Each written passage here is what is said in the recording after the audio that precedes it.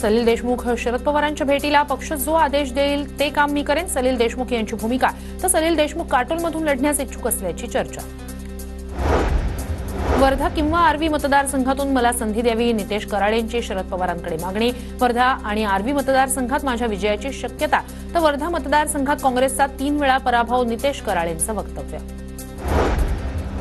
काँग्रेसनं पहिल्या यादीत उमेदवारी जाहीर न केल्यास वेगळा निर्णय घेणार, आमदार हिरामण खोसकरांचा आपल्याच पक्षाला इशारा.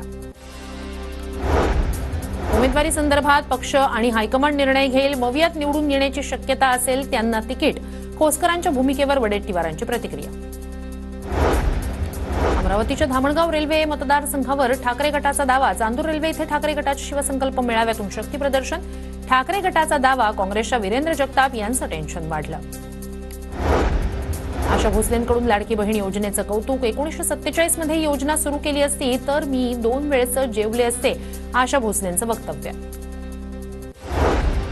छत्रपती संभाजीनगरमध्ये देवेंद्र फडणवीसांच्या समर्थनात बॅनरबाजी. अज्ञात समर्थकाकडून फडणवीसांच्या समर्थनात बॅनरबाजी. बॅनरबाजीतून विरोधकांना डिवचण्याचा प्रयत्न. खेड कृषी उत्पन्न बाजार समितीसाठी 10 ऑक्टोबरला मतदान. आमदार दिलीप मोहिते आणि विरोधकांमध्ये निवडणुकीवरून चुरस. तर आमदार दिलीप मोहितेंविरोधात सर्व पक्षीय विरोधक एकत्र. विधानसभेच्या पार्श्वभूमीवर काँग्रेसकडून गोंदियाच्या 7 मतदारसंघांसाठी इच्छुक उमेदवारांच्या मुलाखती.